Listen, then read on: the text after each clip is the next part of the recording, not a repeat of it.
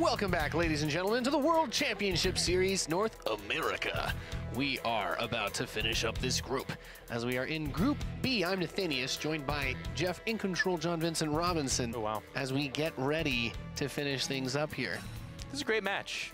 This group has been lopsided is one of the ways to describe it, a little bit hilarious. I think Kane brought a special flavor here of like I was saying, super talented player, but perhaps not as familiar with competitive play. So literally an oops minute after 25 minutes of ZvT. Unlike, you don't see that very often. But Scarlett versus Semper, I like this a lot. Scarlett has been taking StarCraft very seriously. Again, making a very deep run in the GSL, one of the deepest we've ever had. And then she's in Korea, training, taking it very serious. But Semper is one of those up and coming, for a while now. But in StarCraft, like I said, I did a whole analogy yesterday. You guys can check out that VOD.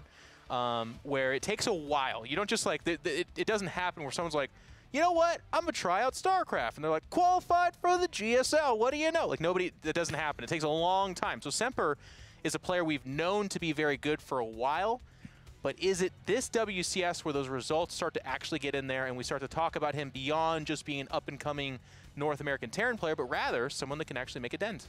Yep, makes this match really cool. We're going to take a quick look at the group to remind y'all of where we are, where we stand. Of course, as you said, Scarlett and Semper, they're in the winner's match, which we're about to see. Silky stayed alive, eliminating Kane, and can't really, I can't be like too sorry for Kane. He's just getting back into the thick of things. We know that based on his previous performance, he is good enough that if he's continuing to put this effort in, he should be back. We should be seeing him in later seasons or hopefully qualifying for the circuit events this year because he was a very, very good, highly ranked North American player when he was in his prime, when he was in the thick of his career. And there's some open brackets.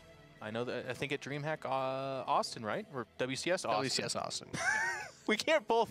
So I made the mistake of rolling my eyes, but then Nate did too. We both can't. We mean WCS Austin. WCS Austin. There is an open bracket there, I believe, and you know that would be cool to see a Kane get there. He is up in Canada, so it's a bit of a pricey travel, but maybe he makes his way. Yeah, I'd like to see him make it out.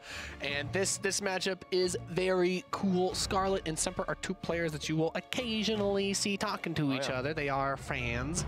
Are Canadians in this Terran versus Zerg. I'm wondering what kind of pain Scarlett's going to try to bring as she is the player to beat in this group. Is it going to be a close match or are we going to have another stomp? And also I think Semper is of the caliber where he realizes he's behind on Scarlett, but not so much so, I hope at least, where we've seen some of these in these other matches, they kind of go crazy and do like a really wild all-in to try and win. But instead, just play their game, maybe play it a little bit more aggressive. But of course, when you say the word aggressive, you're usually talking about Scarlett. Yeah, for sure. And we are loaded into our first map. We're going to kick this series off on Acid Plant. In the bottom right, we've got Scarlett, our blue Zerg player.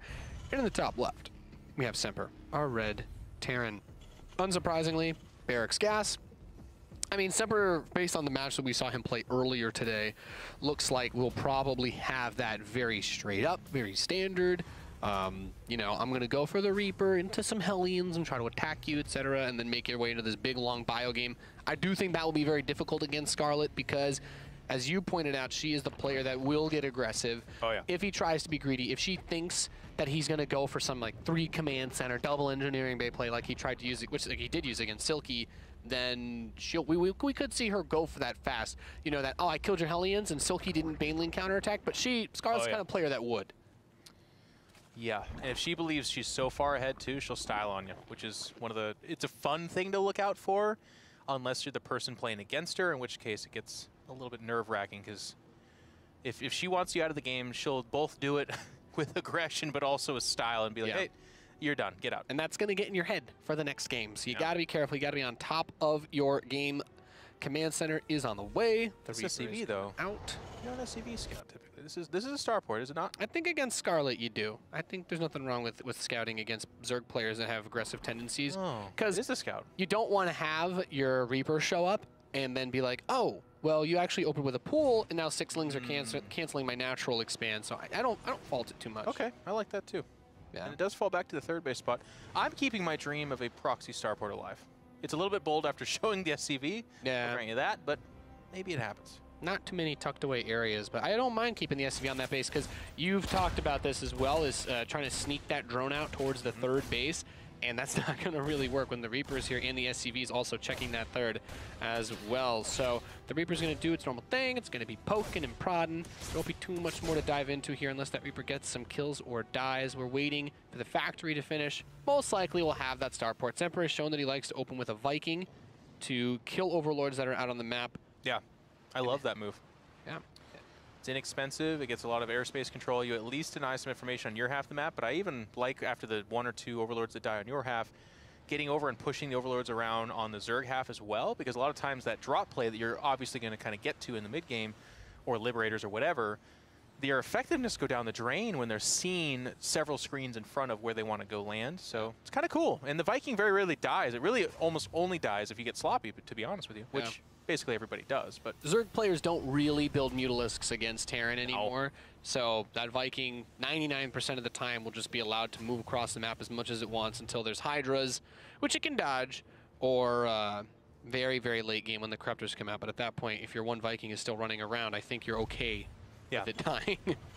Especially in this map, too, where that Overlord right there, where you can see the Viking is queued up to go after it, that is such a good spot. So there's some maps where the Overlord doesn't see that much, but this sees everything that comes in and out. It sees the gas, it sees the saturation.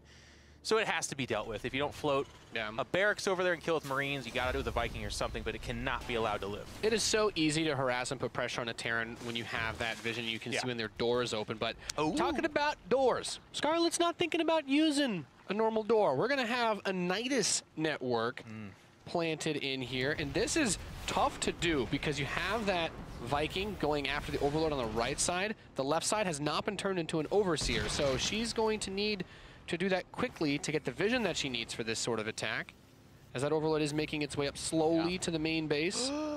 The Viking's over there, actually, and I think that's the only source of vision over here. All right. So even if he does build, and he's just going to go for it. Yep. Or she, excuse me.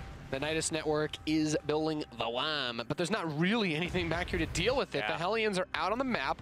He cancels the add-on. I mean, and then builds it again. Yeah, well, that's just not. He's just thrown for a loop. He's like, I was not ready for this. He is absolutely not ready for this. The Queens are all over that main base, and of course, the front door gets attacked by the Zerglings. So that command center is not going to finish anytime soon. Is it just Queen? Okay, no, there are roaches. Roaches do come out. She's not styling that hard. Yeah. Liberator tries to reposition. It's going to get mass repaired. Honestly, Scarlett could just back away from there or just kill it. And that's going to be it. Yeah. Scarlett gets the win early and often. Quick and easy Nidus play by Scarlett. Knocks Semper out in that first game. We talked about it. Semper's been playing this very straightforward. He's like, I'm going to do the Hellions and the Viking and then the third command center, 2 engineering bays, and let's play a gentleman's game. And Scarlett's like, no, you're dead. Yeah. And that's, And it's in game number 1 of the winner's best of 3. So I feel, again, this is just a sign of how good Scarlett is. She plays the mind game. She plays the mechanical game all very well. She's also known to be aggressive, we say, or cheesy. So when you do that kind of move in the first, it's not like Scarlett doesn't have a macro game to fall back on. So all of a sudden, Semper has to be like, am I going to do my standard play, which is what we just saw, and risk just being all in and probably killed again? Or do I cheese against a player that is very well versed in that kind of game? And it's just a tough, almost impossible situation. Yep, really difficult. And we've been seeing that Nidus play pop up quite a few times recently. It's becoming more and more popular. Yeah, well, I mean, what we saw from Semper is like, it's pretty close to the build, or at least the opening in TVZ. And what Scarlett did is, I mean, Nate, what do you do to defend that? Is there actually, I know it's not impossible, but you have to know, like, when you have the Hellions on the other side of the map, you have to know what's going on. Yeah. And usually the tells, like, if I look at the build order, we don't have the next lobby yet. Can you wrap it in SCVs or something like that? Like, do you go after the Nidus Worm itself? Or? It's a pretty, if you see it building, it is, like, killing the worm almost always guarantees that you're going to win the game if the Zerg has actually invested into a full Nidus all-in where they have nothing other than Queens and Roaches in there. So pulling the SCVs from the main base, you want to have your Hellions at home for that, even as weak as they are. You want every single little bit of damage because your hope is that you can just focus and burst it down before the Queens start to transfuse. And have a Liberator position, because if the Queens go after the SCVs attacking the Worm and transfuse, the Liberator can get that damage in, I guess. Yeah, having that Liberator pre-sieged on it as well so that the Queen that pops out immediately takes that big, hefty amount of damage, because if the Queens transfuse each other, that opens up that big window for you. But it really is about denying the Nidus before all of the units can come out. So we saw it defended earlier with like the Cyclone because you have the reactor factory, but he tried to make that transition so quickly where he took the factory off the reactor, went to build that reactor for the starport, and we saw he canceled it and built a tech lab. But it's just really difficult. If you scout that early enough while you're still building your reactor Hellions, because the fast lair is almost always a tell, no one goes mutas. You get 4 Cyclones with your SCVs, you're going to shut that down easy peasy, close to every time. And the timing's crazy too, because the Viking almost killed the Overlord in time. If Scarlett was doing this build just slightly later... If he had just gone to the left, if he had just gone for the Overlord on the left side rather than the one by the natural, but he would have... do it by the natural, I guess, right? Still easier if you have your production safe. Yeah, okay. yeah. Because the Terran production is the weakest point of your any of your defenses, because that's your units trickle out. But we're loaded into game 2. We've got Scarlett, who leads the series in the bottom right with a fast pool in gas. What is she doing? In the top left, Semper, who's opened with a gas first. Probably can still be the Reaper expand. When you do gas first for Terran versus Zerg, it usually is just so that you're not going to build Marines. You're going to just build your Reaper, and you're going to get the factory and the reactor immediately afterwards. So your Hellions are a little bit faster. You just don't have that defensive capability if you're getting hit with like a cheese. So this is one of those games where he shouldn't have a Marine follow-up, which means if Scarlett gets Lings around the outside and that Reaper goes straight across because we don't have the SCV scout this game, it could be an easy cancel on the natural, possible game loss if she's able to get on to the reactor. Oh no, there's speed. And she's not mining gas anymore, so it is going to be speed. Okay, good call. Yeah. Is this a bit of a... I mean, this doesn't strike me as an all-in. This is more of like a counter cheese, right? Like she's hoping... She can't actually afford to spend all of her money on Lings in this situation because there's no queen out. So she will expand because there's not enough larva to actually mass Lings, but this is a really nice attack because it just plays on this. The SCV is actually going out to scout while the Reaper is in production, so it's a late SCV scout. And with this, I think the SCV, the Reaper's going to have to turn around. It won't be as far. This is better than the worst case for Semper because his SCV will see that the hatch isn't done, and as soon as you see that, that Reaper has to go straight to the command center. But the Reaper can't do it with speed. It can't hold by itself. Yeah, that's a good point as well. Speed isn't too far off, so... I think this is Scarlett reacting and saying, I see you do low ground CCs, which a lot of people do. It's not like this is some crazy mistake Semper's doing. And she's doing a build to punish that. Yep, and this will make it very difficult because... She could even try to run in the main, to be honest, and like put one Ling on the SCV. Yep. Oh no, it gets spotted immediately, never mind. Yeah, Zergling speed 10 seconds away. So because you can't really catch that Reaper just yet, you're going to go for the SCV first. The best case for the Zerg here, like, I mean, you can sometimes win, but most Terrans will, at this point will raise the depots, of course. Now this is tricky because Scarlett's going to attack this wall. The command center immediately gets canceled, and he can't lift up that barracks because the map spawn. The barracks has the opening where the supply depot is, the way that he chose to wall off. So pretty phenomenal damage so far. Yeah, with the reactor being a part of the wall, if you have this spawn, you can't lift the barracks. If this was the opposite positions, he'd be able to lift the barracks, double pump Hellions. But, okay, he sees the units move away, and he'll take that opportunity to immediately go for it. It's one of my favorite, and I do this all the time too, I'm not putting you out there, but one of my favorite caster moments is like, here's this crazy situation that could happen, and then they just immediately just do the other thing. You're like, all right, well. But it did delay at least the third Hellion. The third Hellion's the one that really gets delayed in this situation. And some say the third Hellion's the most important one. If your opponent's going to Baneling bust you, I would definitely agree. You're talking to a guy who will agree with you because all I want in the beginning of the game are Hellions because I'm going to play mechs, so. They're pretty good. But if you look at the stat line down there, Semper is behind just a little bit in workers. It's mostly an army, and that's okay. It's okay-ish. Not the ideal opening. If Semper would have had that, it just had some weird Semper law student moment where he just saw into the future and had the CC on the high ground, it'd be a phenomenal opening for him, but that's not the way it went. Yeah, so this gets a little bit weird. There's not really a lot of Overlord coverage on the map, so Semper's choice to go for a fast medevac, foregoing the Viking. I mean, the Viking is nice, but he has to do something now. He's been put into a very uncomfortable position. Probably an army, right? Yeah, there it is. Yeah. So Hellbat, drop. We saw something like Future did something a little similar, and I'm wondering because he won't have enough Hellions. Drop the 4 Hellions and then turn them into Hellbats. Right? Yeah, and I imagine that he'll do that with the rallied Hellions also going up to the front and trying to attack the third base at the same time. It's going to be very flimsy. A counterattack would be devastating, but Scarlett will probably need most of her units to hold this. And a tech lab there, so is that going to be a Raven or a Banshee? A Banshee's weird, but I've just learned that you can basically just kind of walk Banshees out at basically any time and they're okay. Yeah. Not really a time where Banshees become terrible. 2 Cyclones to follow this up as well. And Semper's going to try to make something happen. Oh, but there's already 3 Queens. 3 Queens are here. Nah. No time to transform now that the armory's done. So Semper's attack is just immediately pushed away. It must be nice to be as good at StarCraft as Scarlett is. Like, for a lot of people, that drops like, all hands on deck, they're turning into hellbats. Scarlett's just like, I knew 10 days before. 10 steps ahead. We're not even way ahead, same man. game. Look at this. The Lings are there, too. And they would have got a surround if it weren't for that medevac. Gosh darn medevac. So, I mean, at this point with the Cyclones, it's like you could try to turn into Hellbats and do some sort of frontal assault, but it's very dangerous. You're very, very exposed this whole entire time. Semper is going to move out the rest of his forces. He's really committing to this. I mean, the Cloak Banshee follow-up. Yeah. Scarlett's a big counterattacker, too. You can really see that Semper's feeling the heat after the start of this game because Scarlett's just like, well, I'm going to drone up. I'm going to expand. She's got her lair done now, so Roach Speed's going to come out. Spotted this. Does cost her the life of 4 or 5 Lings there, but that's fine. She'll gladly exchange it. Here come the Hellbats. Do the Cyclones do much for this? I think they add enough like sustain damage for the Queens, I guess. Yeah, if he wants to try to focus down this hatch, like what you want to do is put the Cyclones on hold position so they don't move and kind of attack, play around with the Hellbats. So you want to force Scarlett to commit into the Hellbats by keeping the Cyclones locked onto that third base. The counterattack that you mentioned is coming, but there are Hellbats here to defend it as well. Yeah. Nice play by Semper here so far. Does pick up the hatch. The Banshee joins in as well. No Overseer. Just now being made there. There's Roaches kind of popping out, but as you talked about, Nate, those Cyclones in the back doing some damage here to those units. It looks like this will be pushed back.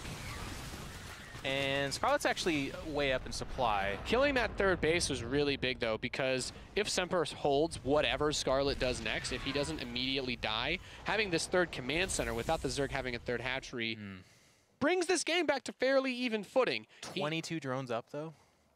22. Yeah, but they can't really mine anywhere. He's gonna go mech. He's gonna go mech. He's gonna slow this game down a bit. All right. And he'll have 3 mules soon. Triple SCV production. The drone count is really high. I won't argue with that. But I mean, this is he did what that attack needed to do. I think there's a world where he was going to win the game with it. But killing the third base and several of the queens in all of those roaches was nice.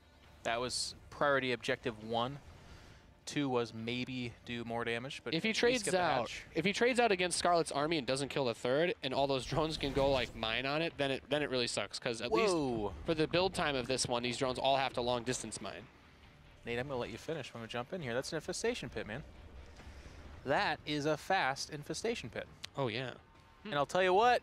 Just straight to Vipers, we think? Or it could be Swarm Hosts. Infestors? No, it's Hive. Huh? It is Hive. I was going to do that thing where I don't predict until we start seeing something more definitive. I'm like, you know what?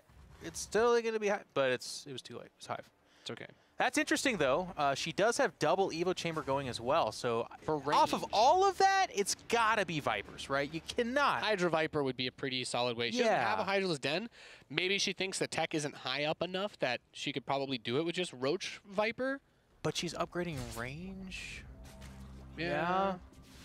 I don't think Roaches, though. That's weird. She's got to be a late Hydra Den. She's still building Roaches. She hasn't opted for anything else. I think you just get a handful of Vipers to Blinding Cloud the tanks or pull them in. Because you know that it's still early enough in the game that if you get away with this Hive, the Terran player shouldn't have a whole lot of support to deal with it. Good amount of Banshee kills, though. Show me that Hydra Den, though, because this is too weird. We're getting into a territory. I'm just... There it is. There it is. Go back, Nate. Oh, she finally started it? Behind that third. I was scared. Yeah, and I am okay with this. If it was just pure Roach Viper, that's like the weirdest. Yeah, I don't even know what to say. That's like, I rushed Hive just to Blinding Cloud your tanks for Roaches to kill them, but... The timing, though, the timing of this is a bit weird. 6 Vipers is how many she wants to make. Not going to help against this attack. Not really. Yeah. I'm concerned. This is weird. Scarlett's in trouble. I mean, if she cleans this up, that is everything that Semper has. Yeah. But it is just a bunch of Roaches. And once Semper gets to this position, to be honest. Yeah, once Semper gets to this position, though, if he turns them into Hellbats, he has enough of them. Oh, the tanks are so far behind. Be careful there, lad. He has enough of them to buffer for the Roaches. But the next wave, once the Hydras come out, it should be okay. They don't have the speed upgrade or the range upgrade yet, and she's going to go for the speed upgrade first. Okay. We have that Liberator trying to poke the main base behind all of this. It did pick off a few drones. Might even get this Queen. And here's the big attack. And the Vipers are here. Pulls in one of the siege tanks. Nothing to really deal with the Viking that's poking away at him. Okay, the tank's like the tank still shot at point blank. That was really cute.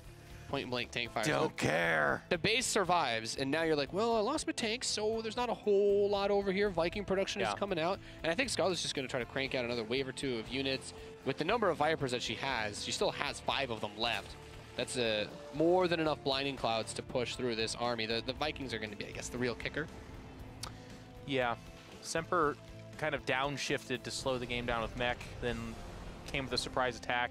If anything, I see him once again downshifting to like gear 1 and just saying, whoa, let's split this map in half and play forever. But it's going to be a hard sell. Trying to clear the creep a little bit is nice. Be careful with the commitment on the Cyclones. You can't push out with the tanks because there's just nowhere near enough anti-air, and I'd still be worried about having even these units abducted because you just don't have anything. All of these units need to be tank meat so that if the blinding clouds eventually expire, you can at least let your tanks get some shots off. And here do come those Vikings. They usually act as like a trade at best, though. The Vipers are going to get their powers off for the most part. Parasitic Bomb goes on one of them. And even with the Vikings able to shoot, there's so many Vipers. Like, you won't be able to kill all of them before they run up in Blinding Cloud. The lack of the Overseer, though, buys a little bit of time. She will retreat a little bit. Nice little cheeky snipe on the wounded Viper. Not today. It's going to have to back away. Scarlett's getting a little ahead of herself here. The rocks are broken down on the left side. Very smart play. Abducts the Cyclone. I think using Abduct is really smart here. You have enough Vipers that you should honestly just abduct the Vikings too while you're at it. Yep. And then just pick off units one by one. I do like that she's just kind of sharking around, keeping Semper with his attention over here. Because behind this, Scarlett is taking a 5th base. Tech-wise, she's not really changing too much. She's actually adding roaches to the composition. Yeah, and Semper wants to take this northeast base. The tank line is spreading out and moving quite nicely, but there's the Abducts, pulls in 2 of the siege tanks. However, the Cyclones and Hellions are still firing, and there's still tanks to the left side. Scarlett's attack is going to be routed here. This base plants down. Planetary Fortress is on the way. You got the Vikings and the Cyclones. Now these Hydras, Scarlett really needs to push this away. If she loses this army and doesn't take out this 4th base, Semper is really going to be pulling himself into such a nice position. That would be a tough thing to deal with, but not today. She gets the base. Does go down. A lot of the SCVs trying here. The Air Force is kind of floating above and trading for an Overseer, which is not great at all. And here come the reinforcements. All of a sudden, Semper might have stretched himself too thin. Scarlett is wrecking, turning this bad situation into a good one. And, well, bad into worse, 4 siege tanks still by the 3rd base. He was really worried about her running around to the other side. Actually, 5 siege tanks, and now the rally one's coming in. That 4th base shut down. Semper did build another command center at the same time, so he can try to take this base, but don't let Scarlett see that. This is the tough thing about mech, is that you want to take like a pretty aggressive 4th, but you have only so many tanks to do that. And we've seen this on this map even just today, when you stretch your tanks out across a line, and players can kind of pick the fight. There's the Blinding Cloud. Landed the Vikings to try and defend that earlier 4th base, so they're going to die. That siege tank gets picked off. The base is not going to be planted. And you move your army to the left. Well, Scarlett moves hers to the right. Constantly abducting a few tanks here and there, or just picking them off outright. She's going to jump on top of this tank line. This could be it. Semper's falling below 100 supply, and well, that's it. GG, and Scarlett is going to breeze her way past this group and be seen in that round of 8. Yep, just like Neeb yesterday, Scarlett saying, I'm the best for a reason, and just definitely handles that. Semper had an opportunity there. He got it very close as that Hydra count when Scarlett made that first overcommitment. The tanks on the left side got rid of most of her army, but she comes up with the reinforcements, and they also hit the south side of those tanks right as they were readjusting. He's like, well, I can get to the high ground with these 3 tanks, but Scarlett's like, reinforcements are here, and it actually turned into a concave against him defensively. It's just so fun watching a player of Scarlett's caliber where she's doing a lot of the little things so well that kind of elude other players, because the game of StarCraft, of course, is just so difficult to play. But if you can get to this level where, even on that left side attack we were talking about, I really like that she engaged, got the tanks to siege, got the slowdown, backed it up. That's another production cycle, which gave her enough units to then collapse on that army and kill most of it. And the tank count never got to a mega impressive number.